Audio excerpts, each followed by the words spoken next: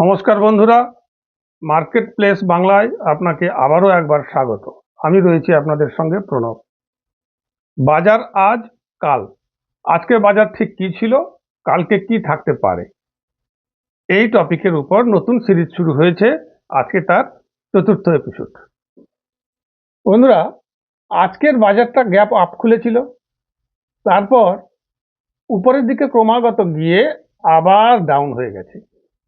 এই যে লেভেলসটা গতকাল আমি দিয়েছিলাম, আপনারা যারা গতকালকের ভিডিওটা দেখেছেন নিশ্চয়ই মনে আছে, এই লেভেলসটা আমি দিয়েছিলাম 25,550 এর উপরে গেলে বাই করার জন্য দিয়েছিলাম। আজকে টেলিগ্রামে একটা ট্রেড দিয়েছিলাম ঠিক এই লেভেলসে। এইটা ক্রস করার পর প্রথমে ওপেন হয়েই ক্রস করেছে, তারপর ধীরে ধীরে তিনটে ক্যান্ডেল উপরে গেছে, একটু ডাউনে এসে ফের আপে গেছে। ঠিক এই পজিশনেই আমি কলটা দিয়েছিলাম। এই যে সেন্সেক্সের ট্রেডটা দিয়েছিলাম 26 ফেব্রুয়ারি 82,800 কল, এটা দিয়েছিলাম। বাই অনলি অ্যাবাভ 325 উপরে বাই করার জন্য দিয়েছিলাম 9টা 30-এ। অ্যাক্টিভ হয়নি দীর্ঘ সময় ধরে, কারণ ওই যে নিচের দিকে ধীরে ধীরে আসছিল। যখন নিচের দিকে এলো তখন আমি ভাবলাম এবারে রিভাইজ করতে হবে, অর্থাৎ আরেকটু নিচের দিকে কেনার সুযোগ পাওয়া যাচ্ছে, তাহলে আরেকটু নিচের দিকে আমরা কিনবো। তখন রিভাইজ করলাম বাই প্রাইস অ্যাবাভ 300। এটা দিলাম 9টা 53-তে।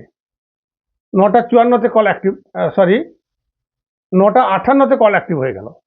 তারপর বুম, দেখুন 412 হাই হয়েছে। আমার অল টার্গেট ছিল 400-তে, অল টার্গেট অ্যাচিভ হলো 10টা 17-তে। তারপর 412, তারপর ধীরে ধীরে মার্কেট আবার নিচের দিকে আসতে শুরু করলো। আর নেই, ধীরে ধীরে মার্কেট নিচে আসতে শুরু করলো। তো ঠিক সেই পজিশনেই আমরা ট্রেডটা নিয়েছিলাম। যে কথা বলছিলাম, একদম এই পজিশনেই ট্রেডটা নেওয়ার চেষ্টা করেছিলাম, কিন্তু মার্কেট একটু নিচের দিকে আসার ফলে আবার রিভাইজ করে যখন বাউন্স মারলো তখন এন্ট্রি নিলাম। টার্গেট হিট হলো। আমি গতকালকে যে টার্গেট দিয়েছিলাম 25,624, একদম সেটাকে হিট করে একটু ক্রস দিয়ে আবার নিচে চলে আসে পরপর ধীরে ধীরে, লাস্টে একটু রিকভার করে থেমে যায়। এটা অন্য কোনো কারণ নেই, কোনো নিউজ নেই, শুধুমাত্র প্রফিট বুকিং। যেহেতু টপের কাছাকাছি মার্কেট আছে, তাই এটা একটা প্রফিট বুকিং ছিল। এবারে আসছি কালকে বাজার কেমন থাকবে। কালকের ব্যাপারটা হচ্ছে এইটাকে, আজকের লো যেটা ছিল সেইটা হচ্ছে কালকের আমাদের সেল সাইড। হ্যাঁ, অর্থাৎ 25,431, এটা হচ্ছে আমাদের সেল এন্ট্রি নেওয়ার পয়েন্ট। অর্থাৎ যদি নিচের দিকে যায়, সম্ভবত কালকে গ্যাপ আপ খুলবে, কারণ এসজিএক্স নিফটি দেখে যা মনে হচ্ছে গ্লোবাল মার্কেট যা আছে হয়তো গ্যাপ আপ খুলবে আজকের মতো। তারপর কি হবে সেটা কালকের মার্কেটেই বোঝা যাবে। যদি 431-এর নিচে মার্কেট স্টে করে যায় তাহলে আমরা সেল সাইড এন্ট্রি নেব। টার্গেট থাকবে 25,347, এই যে রেড লাইন দিয়েছি। আর যদি নিচে এসে এখানে টাচ করে বাউন্স করে তাহলে এখানেই আমরা বাই এন্ট্রি নেব। অথবা যদি গ্যাপ আপ খোলার পরে ধীরে ধীরে উপরের দিকেই যেতে থাকে তাহলে আমাদের বাই সাইডের এন্ট্রি পয়েন্ট থাকবে 25,550। কালকের যে লেভেলটা ছিল আজকের জন্য সেম লেভেল 25,550-এ আমরা এন্ট্রি নেব বাই সাইড। টার্গেট থাকবে সেম 25,624। 25,624-এর উপরে যদি স্টে করে যায় তাহলে মার্কেট বুম হয়ে যাবে আপ টু 25,772। এটা আমাদের পরের টার্গেট থাকবে। অর্থাৎ এখানে আমরা আবার এন্ট্রি নিতে পারবো যদি সম্ভব হয়, যদি মার্কেট সেভাবে রিঅ্যাক্ট করে। আর যদি ফ্ল্যাট খুলে যায় তাহলে তো সোনায় সোহাগা। এই দুটো পয়েন্টই থাকবে আমাদের জন্য। আপসাইডে 25,550 বাইয়ের জন্য, আর সেলের জন্য 25,431। এই দুটো রেঞ্জের উপরে কিংবা নিচে চলে গেলে আমরা বাই অথবা সেল সাইডে এন্ট্রি নেব। এবারে আসছি ব্যাংক নিফটি। ব্যাংক নিফটি যে ট্রেন্ড লাইনটা আমি কদিন ধরে দেখাচ্ছিলাম সেটা আর একবার দেখাচ্ছি। এই যে ট্রেন্ড লাইনটা ফলো করছিল, এই